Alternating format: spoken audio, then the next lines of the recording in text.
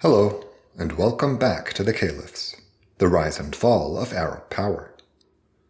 My name is Zaid Wahab, and today we will do our best to keep up with the rapid unraveling of Abbasid authority. Unlike in previous instances of violence at the top, last time the Caliph was casually dispatched by lowly, nameless palace guards instead of some renowned figure. Other factors already threatened the state's survival, and the weakening of central authority only emboldened new rivals to enter the fray. The latest caliph wasn't worried about any of that, though. His only concern was to avoid his predecessor's fate. To stay out of harm's way, he kept to himself as powerful forces clashed with one another for control over his domain. Episode 87. Radi, the Irrelevant.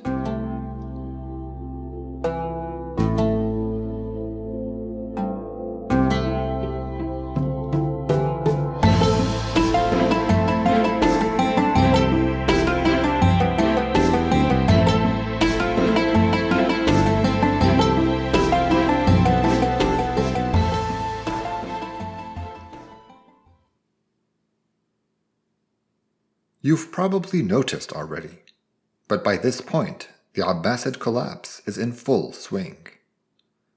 Two terrible reigns by inept and distracted men had led to ruin, and the state could hardly endure any further setbacks.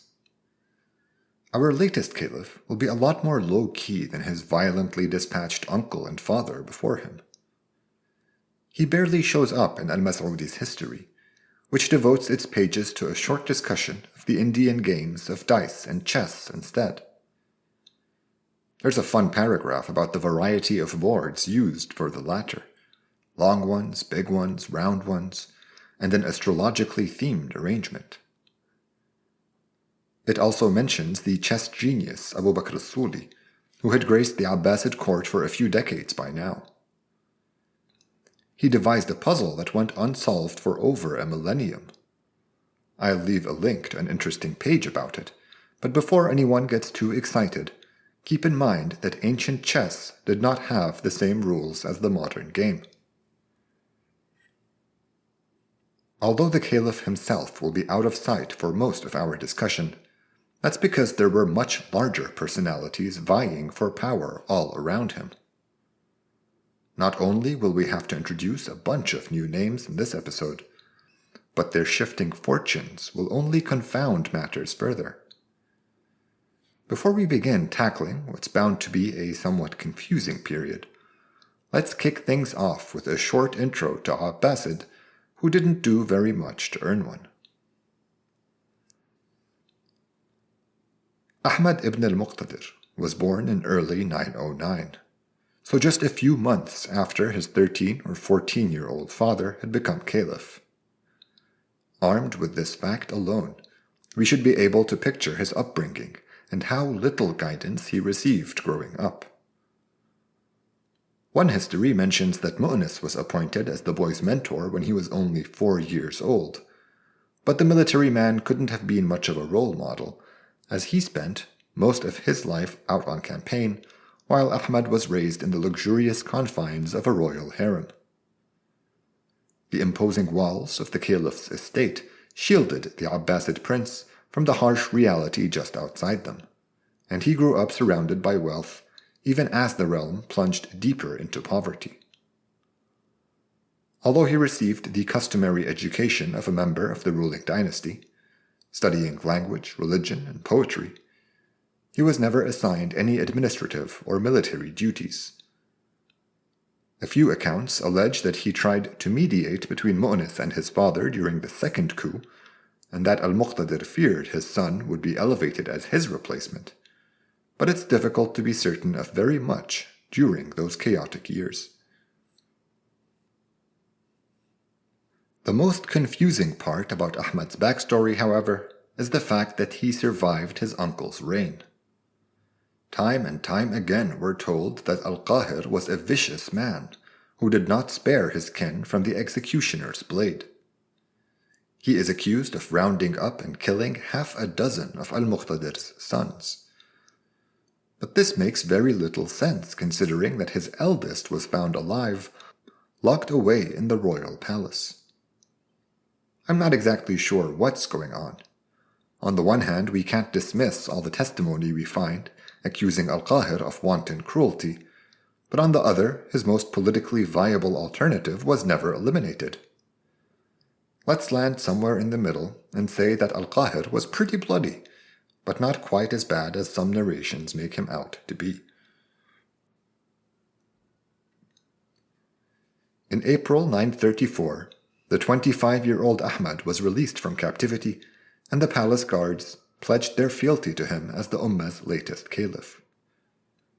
He chose the title Al-Radi Billah, he who is contented by God, much humbler and less intimidating than his uncle's he who vanquishes by God.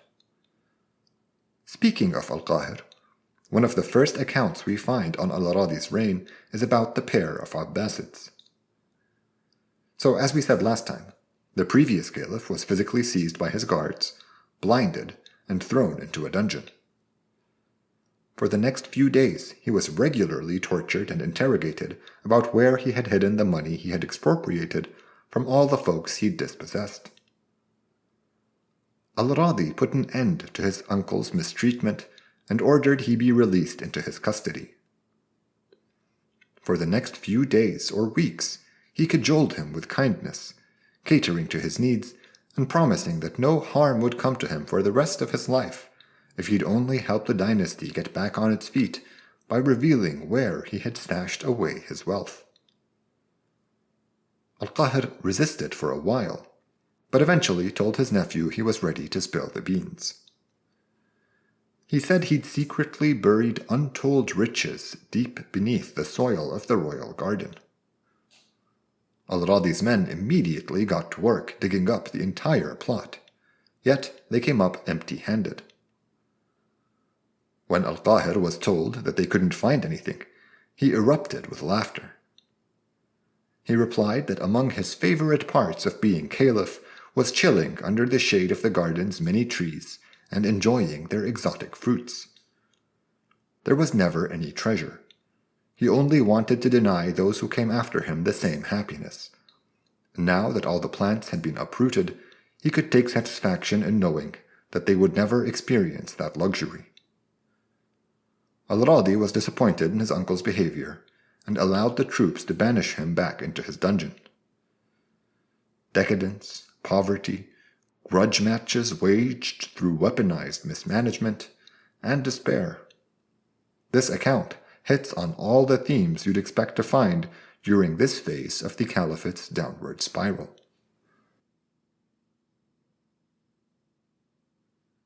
While Al-Qahir featured prominently in the discussion of his short reign, Al-Radi will not. But he'll appear every now and again to rubber stamp a new contender's authority. Last time I warned listeners that plenty of new names were going to be thrown at them, but while editing I decided to move most of the discussion that introduced those new personalities into this episode. These people will be very important, but for a very short period. I'll do my best to try and limit confusion, but I'm afraid there's not much I can do to shield you from all the new names you're about to learn. Al-Radi's reign kicked off with 3 high-profile deaths. Least complicated of all, the Fatimid Caliph Al-Mahdi passed away in his eponymous capital, Al-Mahdiyya, 3 weeks before Al-Qahir was deposed. But it took a few months for news of his death to reach Baghdad. I'm not suggesting that this weakened the Fatimids. They took Genoa the next year and continued to focus on other, non-Abbasid conquests. It's also worth noting that by now there was already another caliph in faraway Cordoba, bringing the grand total of claimants up to 3. Although the Umayyad Emir of Andalusia had assumed the title of caliph in 929, it wasn't until 936 that Iraq heard about it, so it doesn't show up in our sources until then. These distant caliphs undermined the Abbasid assertion of leadership over the Muslim world, but the Baghdadi dynasty had more immediate threats to contend with.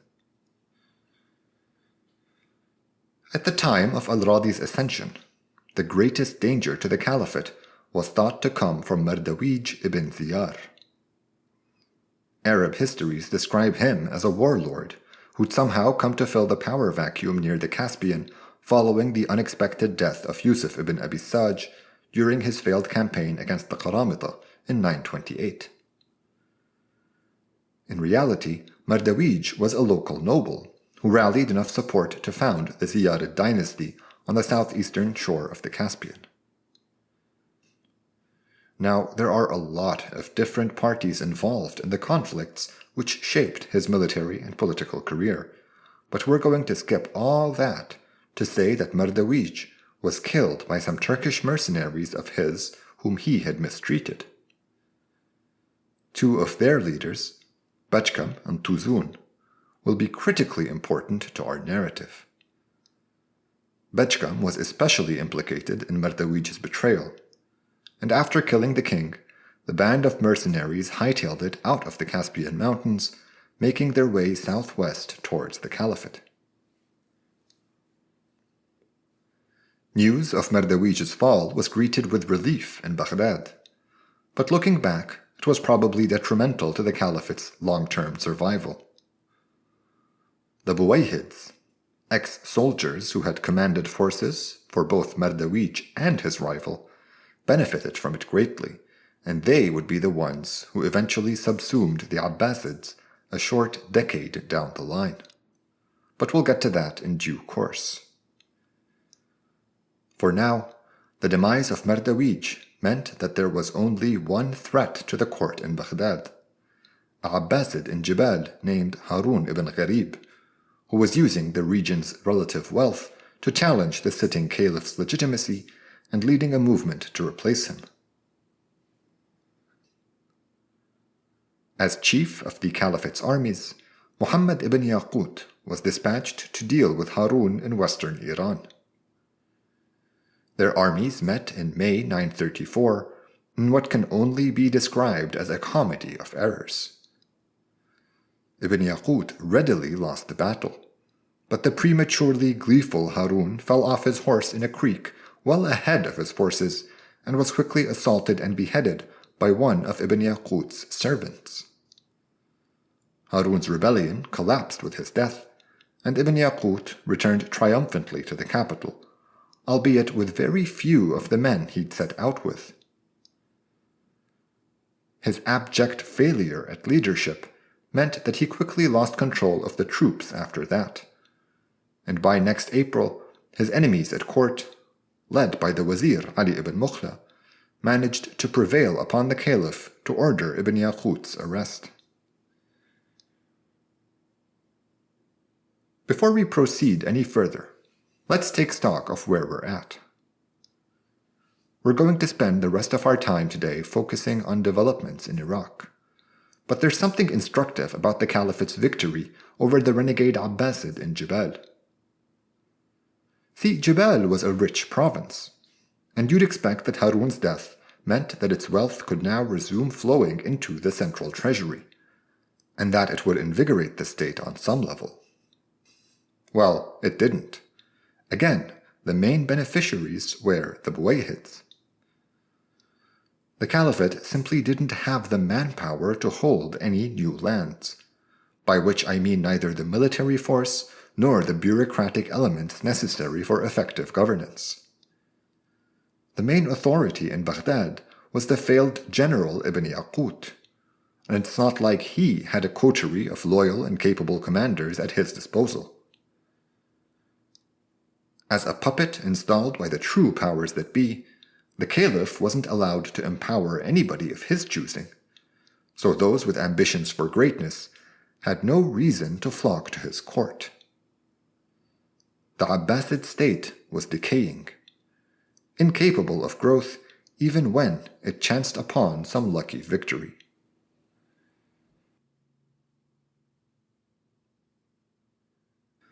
Let us proceed with al-Radi's reign. It's important to know that there were 4 independent forces in Iraq at the time, each centered around a major city. We'll tackle them one by one going north to south. In Mosul were the Hamdanids, who ruled Mesopotamia using a power base of Arab tribes and local Kurds. Baghdad, by far the largest of the four cities, was nominally ruled by the Abbasid caliphs, but at this point the Wazir Ali ibn Muqla was calling the shots. In the fortified city of Wasit, Muhammad ibn Ra'iq had seized control of administration. Some accounts say he was appointed by the caliph, but there's good reason to believe that his takeover was more hostile than that. His main forces were some Turkish mercenaries, hardened veterans of numerous campaigns around the Caspian. Ibn Ra'iq came to rely particularly on their commander, Mardawij's killer, Bechkam. Finally, down in the south, we have Basra, which was managed by a wealthy land-owning family, al-Baridi, who had pretensions to greatness. Mosul, Wasit, and Basra all withheld their taxes from the central government, something the Wazir sought to rectify. When I said Ali ibn Muqla was calling the shots in Iraq, I just meant that he was the real decision-maker in the government. But its deficiencies still hamstrung his effective authority. For example, we're told that when the troops' salaries weren't paid one month, they simply strolled into the Wazir's home and looted it bare. Bankruptcy, popular legitimacy, and military discipline were all major issues for the Abbasid Caliphate, and with three rival powers nearby, the government had to act strategically. Its power was the only one waning in Iraq, and the longer it left these other governors alone, the weaker its claim over their lands. Therefore, it had to go on the offensive, despite the fact that its armies weren't strong enough to overcome any of its foes' home advantages. Ali ibn Muqla thought he'd finally caught a break when some dynastic infighting broke out among the Hamdanids. The governor of Mosul was killed by a rival from his own clan, and just like that, Baghdad's northern neighbor looked weaker than ever. The Wazir led the army to Mosul himself, but there was no battle, as the Hamdanids opted to flee the city instead. Ibn Muqla occupied it for a few months, but just like with Jibal, the Abbasids lacked the human resources necessary to hold new territory. I mean, the Caliphate didn't even have a general to lead its forces.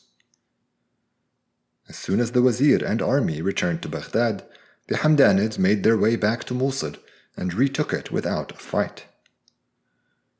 Their latest dynast, Al-Hasan ibn Hamdan, was recognized by the Abbasids as Mosul and Mesopotamia's rightful governor in exchange for a paltry annual sum of 70,000 dinar and a supply of grain. Having failed in the north, the Wazir next turned south, looking to mount a campaign to oust Muhammad ibn Ra'iq from Wasit for non-payment of taxes. Alas, Ibn Muqla didn't have enough money for a second offensive, and his authority vanished as soon as it became apparent just how broke he was. Led by some loyalists of the vanquished Muhammad ibn Yaqut, the troops seized the Wazir and requested the Caliph have him placed under arrest. True to form, Radi asked them to pick Ibn Muqla's replacement, and so they went around looking for someone, anyone, to accept the highest office in the land. They first went to the Ibn Jarrah family, but their elder insisted he was much too old for such a role. His little brother was forced into it, and when he tendered his resignation 50 days later, saying there was nothing that could be done to ameliorate the state's financial situation, both brothers were dispossessed for a sum of 170,000 dinar. The Ibn Furats were next, and it didn't go well for them either. During this low point of official authority, nobody was in charge of Baghdad. Its armed forces, half troops, half callous guards, only cared about getting paid, and they didn't hesitate to use violence against anyone they thought was standing in their way. I'm not sure whether to commend or condemn al-Radi for steering clear of this enormous power vacuum in Baghdad. It would have been unpleasant to get on the fickle soldierly's bad side, but with an apolitical head of state, the caliphate was reduced to a symbolic institution.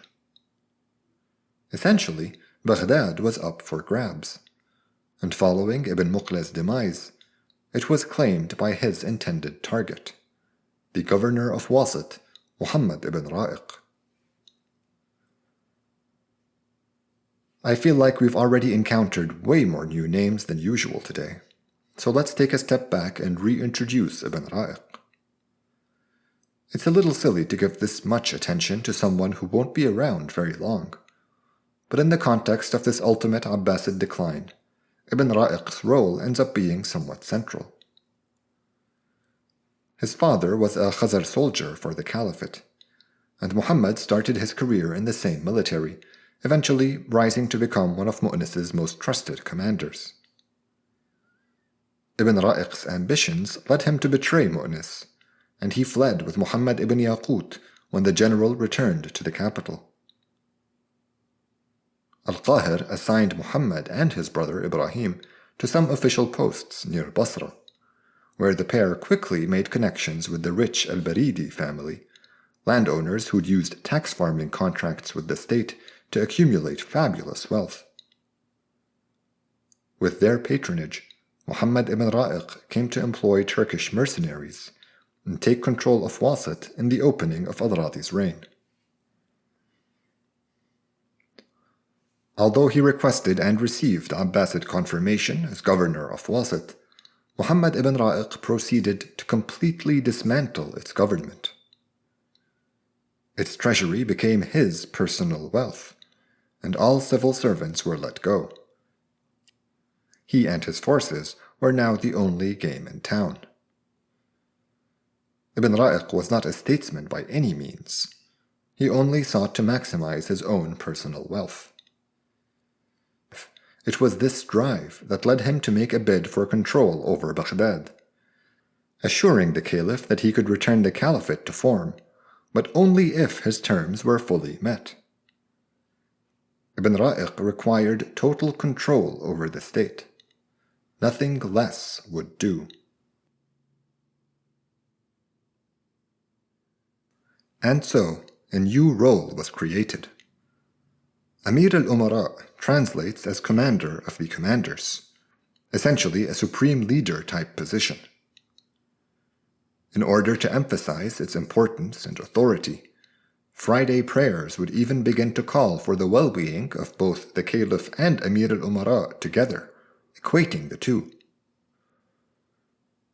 Ibn Ra'iq became the first to officially receive this designation, and he marched into Baghdad in late 936. His first moves mirrored his approach in Wasit. The treasury was abandoned, as was the office of the wazir.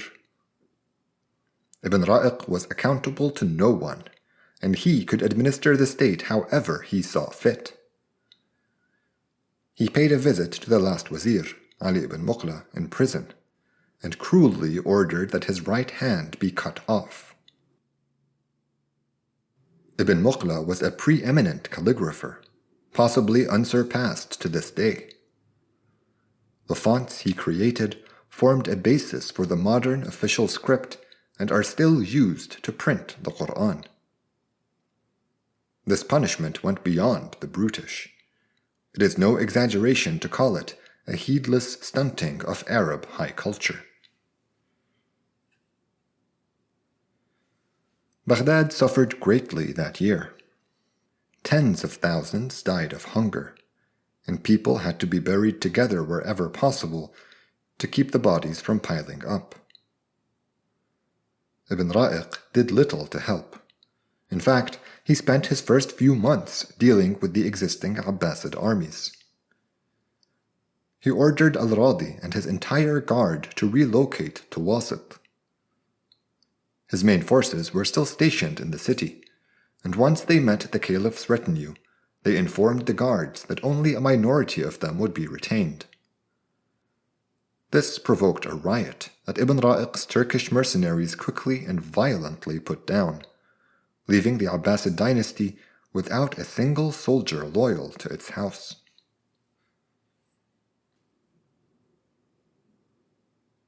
I think it's best we stop here for the day. The Caliphate is already a very different place from what we opened with. I know that last time I said an empire's collapse isn't something that happens overnight, that it was a slow process which took place over multiple generations. I still stand by that, but perhaps it would have been more accurate to have used that Hemingway line about bankruptcy, that it's something that happens bit by bit, then suddenly all at once. Many histories say that Abbasid power didn't begin to fall apart until late in al-Muqtadir's reign, but I find that to be a little misleading. Although al-Muqtadir held things together until the Qaramata invaded Iraq on paper, the corruption of his administration hollowed out the state, precipitating its failure. Under his watch, the treasury was emptied out, the armies went unfunded, and other provinces grew more rebellious and began withholding taxes. Anyway, this isn't about litigating the past. My point is that Abbasid collapse began closer to the turn of the century, possibly as early as al-Muqtafi's reign. It didn't start in the mid-30s. That's only when it accelerated to the point where it was impossible to ignore. What follows is a lot of military and political jockeying, largely by forces we've already mentioned together. On the Abbasid front, the key official to watch becomes the supreme commander, Amir al-Umara, and the caliph is reduced to a functionary, albeit a necessary one. It was the creation of this position that spelled doom for the Abbasids from an administrative perspective. In formally ceding his authority over the state to the Amir al-Umara, al-Radi tied its fate to whomever took control of that office. I suppose you could argue that the sitting caliph always had the option to not confer the title, but try telling that to the guy with the largest army. The Abbasids were now captive to anyone strong enough to claim them and whatever legitimacy they still conferred. Another major change in the caliphate can be seen in the military. We no longer find any narrations about sizable armies. More than anything, we find mentions of much smaller contingents referred to as ghilman. These military bands were usually ethnically uniform, commonly Turkic but not always. A few hundred strong, they designated and followed a leader whose only duty was to make sure they were employed and paid. Now that there was no rich state with a massive army, such forces proliferated across the realm as an effective and financially viable way of holding power. As Turks who were given a Samarra-style upbringing, the Hujriya, the royal guards, were among the last remnants of the old order, and they were eliminated soon after Ibn Ra'iq took control. Although he presided over a decisive political shift, it's remarkable how little al-Radi had to do with any of these developments. We can't really blame him for accepting Ali ibn Ra'iq's bid for control over Baghdad. What was he going to do? Stop him? With what army? The caliph was a non-entity throughout his reign, but it's not clear what sort of alternative would have been preferable. I don't believe al-Radi's passivity doomed the caliphate in any way. I think that by this point, it was well beyond saving. It had been run into the ground during al-Muqtadir's reign. Only the consequences were a little delayed. Mu'nis may have been able to ensure a softer landing, but Al-Qahir's triumph over him doomed that possibility before Al-Radi ever got the job. We still have 3 Abbasids to cover together during their dynasty's twilight, but they're almost as unimpressive and forgettable as Al-Radi. Next time, and in episodes to come, we'll be focused more on the political and military shifts in the realm as the classical caliphate recedes from view. Here on The Caliphs, the rise and fall of Arab power.